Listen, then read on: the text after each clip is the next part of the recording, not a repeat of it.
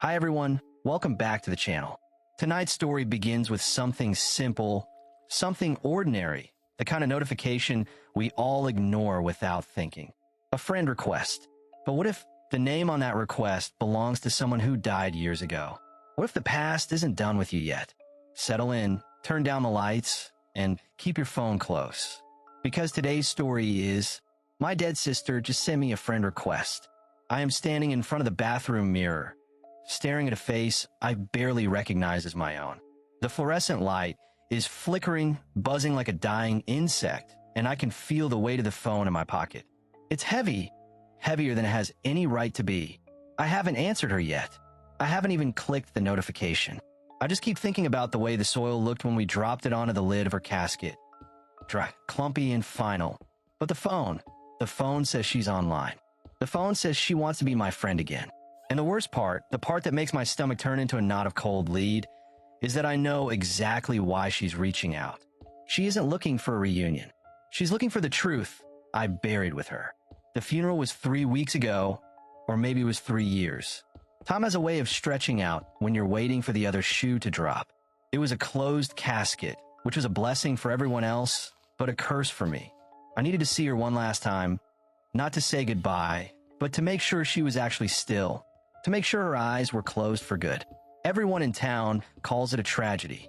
They talk about the accident at the lake, the way the current was too strong, the way she was always too brave for her own good. They look at me with those watery, pitying eyes, and they squeeze my hand, telling me how sorry they are that I had to be the one to find her. They don't know that finding her wasn't the hard part.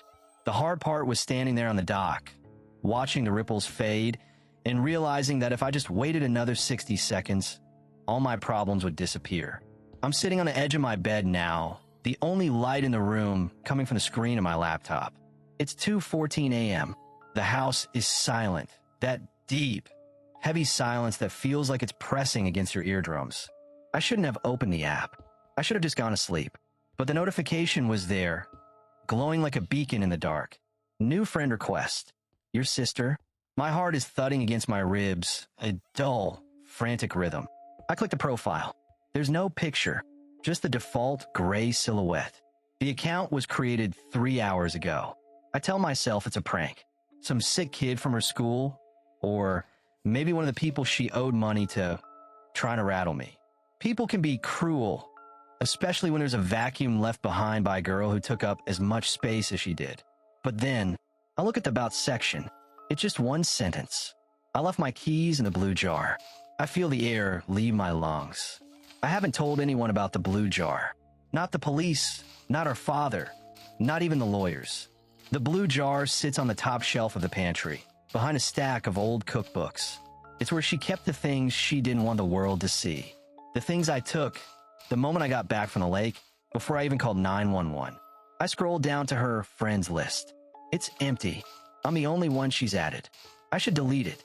I should block the account and throw my phone in the trash. That's what a normal person would do. But I'm not a normal person anymore. I'm a person who watched his own sister drown, so he wouldn't have to explain where the mortgage money went. I'm a person who chose a life of quiet comfort over the life of the person he grew up with. I click accept. The screen flashes, refreshing. Instantly, a chat window pops up at the bottom of the screen. The sister, it's cold down here. I'm typing before I can stop myself. My fingers are shaking so hard, I keep hitting the wrong keys. Me, who is this? This isn't funny. She's gone. The sister, is she? You didn't stay to check. I stand up so fast my chair tips over, the loud thud echoing through the house like a gunshot. I'm breathing fast, shallow gasps that feel like they're scorching my throat. I walk to the window and look out at the street. It's empty. The streetlights are casting long, distorted shadows across the pavement. There's no one out there, no one watching. But then, I hear it, a notification sound, not from my laptop, from my phone, which I left on the nightstand. Ping. I walk over to it, my legs feeling like they're made of water. I pick it up. It's a message, but it's not a text. It's a photo. I tap the image to enlarge it. It's a picture of the back of my head, taken from the doorway of my bedroom. Right now, I spin around, my back hitting the wall. The doorway is empty. The hallway is a throat of pure darkness. I can feel the sweat trickling down my spine, cold and oily. I scramble for the light switch, flipping it up, but nothing happens. The bulb must have burned out. Ping. Another photo. This one is closer. It's a shot of the floor, focusing on the overturned chair. The angle is low, like someone is crouching in the corner of the room. Someone who wasn't there a second ago. The sister. You always liked the silence, didn't you? You liked it when I stopped screaming. I can't breathe. I can't move. I'm staring at the dark corner of the room, waiting for a shape to emerge. Waiting for the gray silhouette to become something real. I look down at my phone one more time, my thumb hovering over the call button for the police. But before I can press it, a new message appears. It's a video file. I press play. The video is grainy, dark, and it starts with a sound I haven't heard in weeks. The sound of water, lapping against wood. The camera is pointing down into the lake. The water is murky, black. But as the camera moves closer, I see something floating just beneath the surface. It's a hand, but it's not her hand. I recognize the ring on the finger. It's the ring I've been wearing for the last 3 weeks. The one I took from her jewelry box the night she died. The camera in the video pans up, slowly, agonizingly, until it's looking at the person holding the phone. It's me. I'm standing on the dock. I'm looking down at the water. And in the video, I'm smiling. But I don't remember smiling. I remember being terrified. I remember being numb. I don't remember the smile. The video ends, and the screen goes black. Then, the voice comes from the darkness of the hallway. It's not a whisper. It's a wet, gurgling sound, like someone trying to speak through a throat full of silt. Did you find the keys in the jar? I look at the doorway, and for the first time, I see the blue light. It's not coming from my phone. It's coming from the hallway. A faint, ghostly glow, moving toward me. I realized then, the friend request wasn't a trick. It was a tracking device, and I just let the hunter into the house.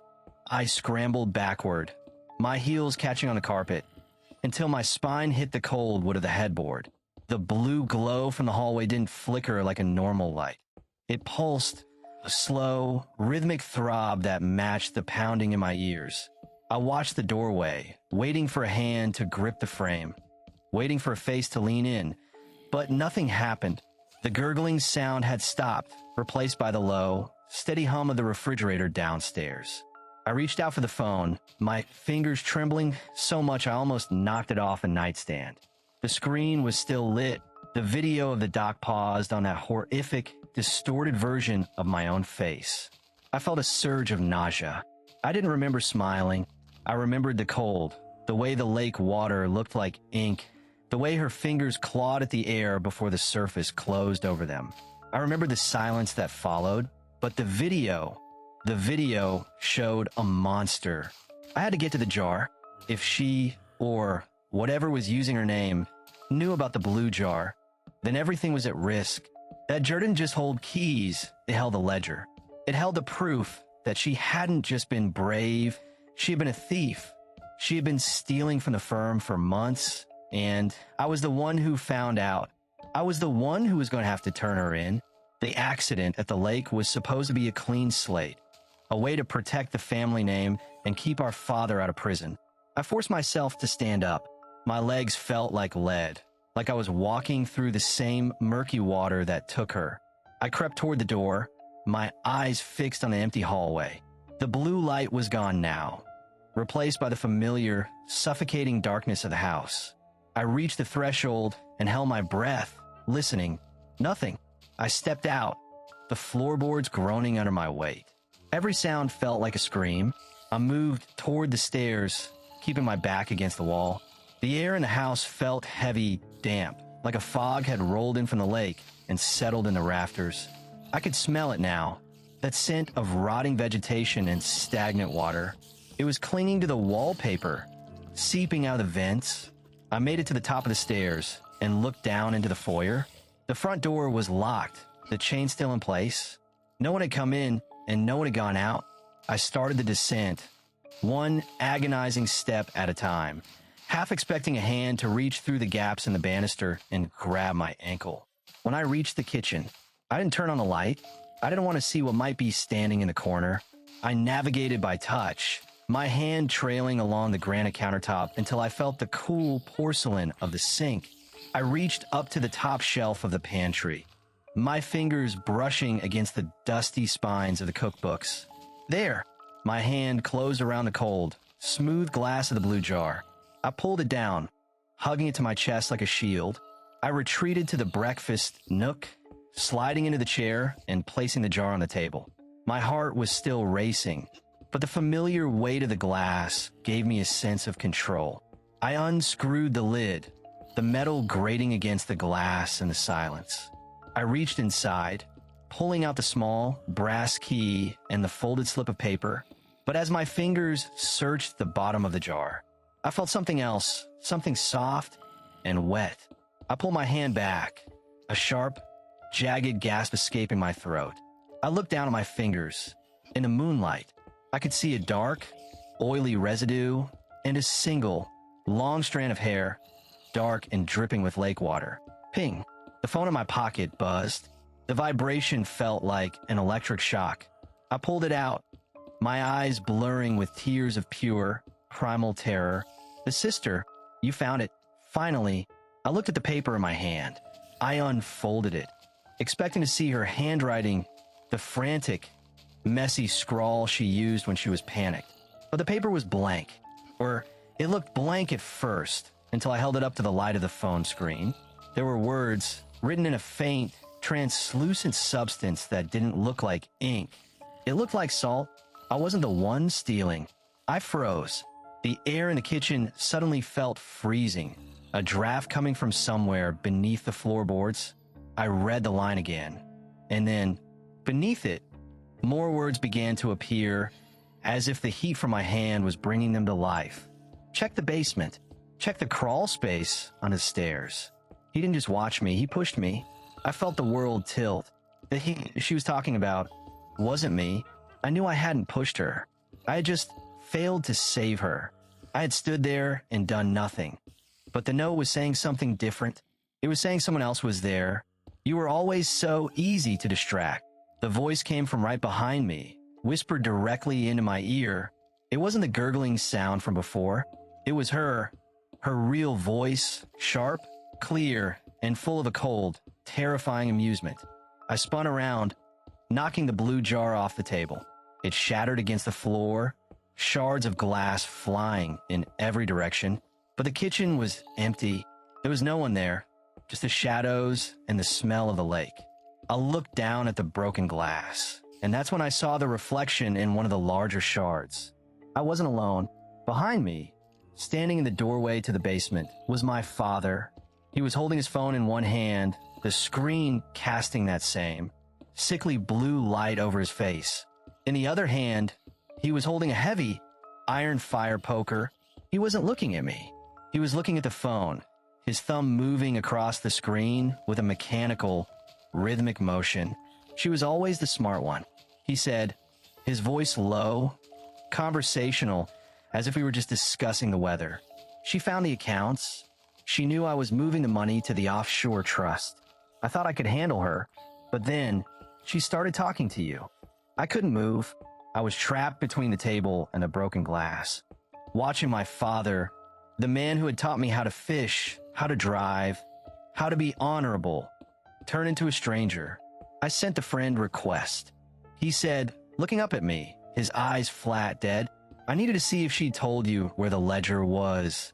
I needed to see if you were in on it, or if you were just as useless as you looked on that dock." He started walking toward me, the fire poker scraping against the tile, a slow, metallic screech that set my teeth on edge. "The video," I whispered. "You were there. You filmed it. I needed insurance." He said, "In case you ever decided to develop a conscience. But look at you, clutching that jar, trying to protect your own skin. You're more like me than I thought."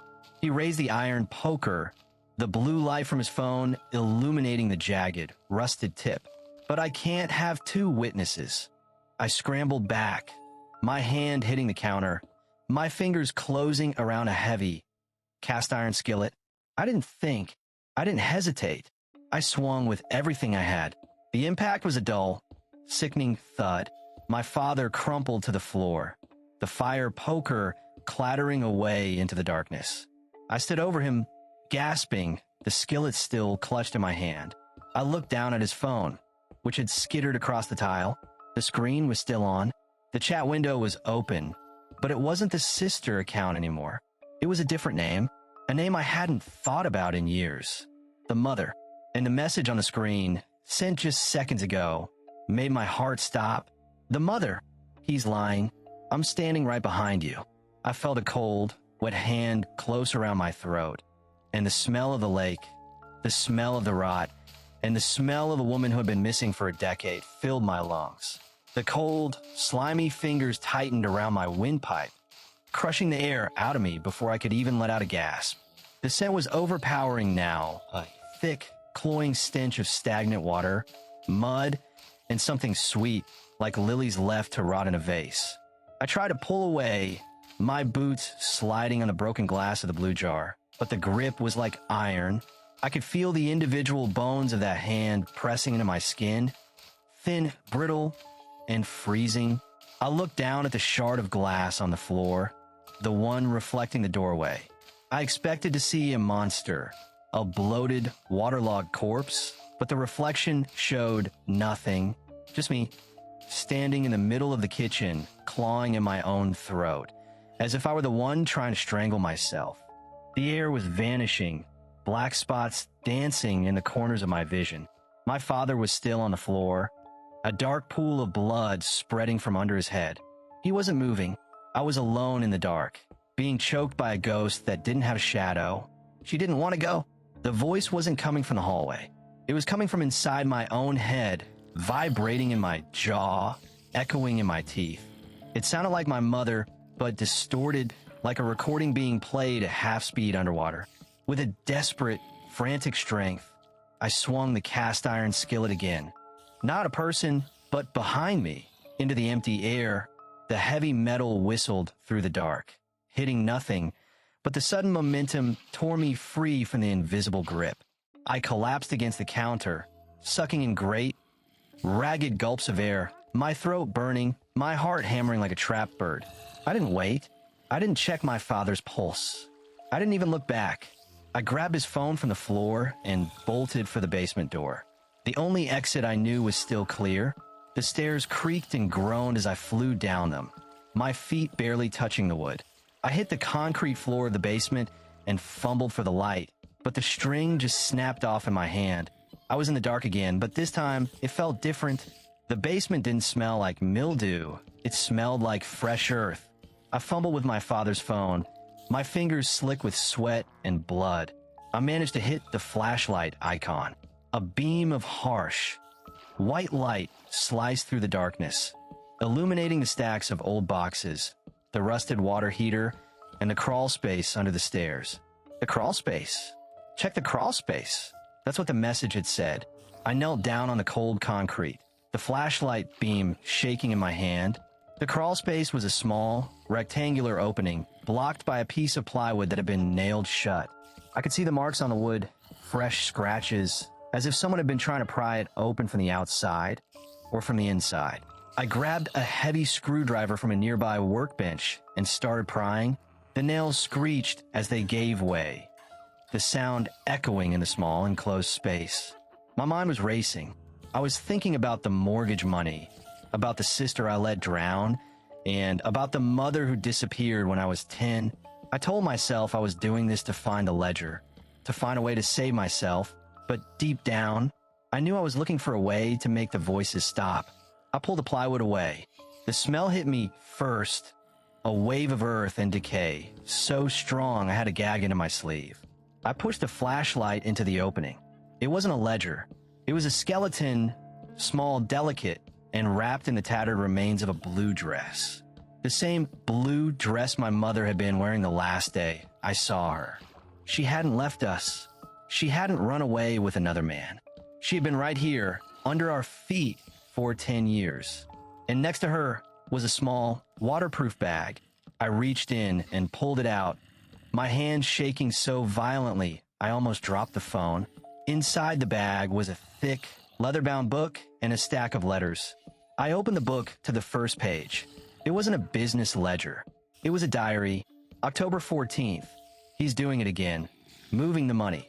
He thinks I don't see him. He thinks I'm as stupid as the girls he brings to the office. But I have the keys now. I have a blue jar. I flipped through the pages, watching the handwriting change, becoming more frantic, more desperate, until the final entry. He found out. He's coming down the stairs. If anyone finds this, please look after my daughters, especially the little one. She saw too much. I felt a cold, numb realization wash over me. My sister hadn't been stealing. She had found this diary weeks ago. She had known the truth about what our father did to our mother. That's why she was acting out. That's why she was desperate. And that's why my father was on the dock that night. He didn't just watch her drown. He was the one who had driven her to the lake. Ping. The phone in my hand buzzed. I looked down at the screen. It was another message from the mother account. The mother. Now you know, but you still haven't fixed it. Fix what? I whispered to the empty room. What do you want from me? Ping. The mother. He's waking up, and he knows you have a book. I heard a sound from above. The heavy, muffled tread of footsteps in the kitchen. My father wasn't dead, and he wasn't unconscious anymore. I heard the basement door creak open. I know you're down there. His voice boomed, echoing down the stairs. It wasn't the voice of a father. It was the voice of a predator who had finally cornered its prey. I know you found her. It's a shame. I really wanted to keep you out of this. I really wanted you to be the good son. I looked at the skeleton in the crawl space, then at the diary, then at the stairs. I had the evidence. I had everything I needed to destroy him, but I also had the video on the phone, the video of me smiling while my sister died. If I turned him in, I was going down with him. I looked at the waterproof bag, and then at the rusted, leaking gasoline sitting near the lawnmower in the corner. A dark, questionable thought began to take root in my mind. If the house burned, the evidence would burn too. The skeleton, the diary, my father, and the video, I could be the sole survivor. The tragic victim of a house fire started by a grieving, unstable father. I looked at the lighter on the workbench. My hand reached out for it. You don't have to do this. My father's voice was closer now. He was halfway down the stairs. Just give me the phone. Give me the book. And we can go back to the way things were. We could be a family again. We were never a family, I said, my voice surprisingly steady. We were just people living in a graveyard. I unscrewed the cap of the gasoline can, the smell of fuel mixing with the scent of the dead. I started pouring it, drenching the boxes, the stairs, and the opening to the crawl space. Wait, he shouted. He was at the bottom of the stairs now, his face pale and twisted in the light of the phone. You'll kill us both. No, I said, backing away toward the small, high window that led to the backyard. I'm just deleting the friend request. I flicked the lighter. The flame was small, orange, and beautiful. I dropped it into the pool of gasoline. The whoosh of the ignition was deafening. A wall of fire roared up the stairs, cutting him off. He screamed, a high, thin sound that was quickly swallowed by the crackle of the flames. I scrambled up onto the workbench, kicking out the glass of the small window and pulling myself through. I tumbled out onto the wet grass, the night air hitting me like a physical blow. I didn't stop running until I reached the edge of the woods. I turned back to look at the house. Smoke was already billowing out of the roof, the windows glowing with a hungry orange light. I reached into my pocket and pulled out the phone. The screen was cracked, but it was still working. I opened the gallery. I found a video of the lake, and I hit delete. Then, I found a mother account, and I hit block. I stood there, watching the only home I'd ever known turn into a funeral pyre. I felt a strange, hollow sense of peace. I was free. I was rich, and I was the only one left to tell the story. But then, my phone buzzed one last time. I didn't want to look. I told myself it was just a system notification, but my thumb moved on its own. It was a new friend request, from an account with no name, no picture, and no information. I clicked on the profile. There was only one post, a photo taken from the woods, looking at me, standing in the dark, watching the fire. And the caption read, "You forgot to check the blue jar one more time." I reached into my pocket, and my fingers closed around something I didn't remember putting there. It was a small glass shard from the jar, and on it, written in blood, was a single word. Look up, and that's where I'll leave you tonight. So tell me in the comments. If you received a friend request from someone who died, would you accept it or delete it and pretend you never saw it? If this story gave you chills, don't forget to like the video. It really helps the channel grow. Subscribe for more dark stories, more late-night mysteries, and more moments that make you check your phone twice. Until next time, sleep carefully.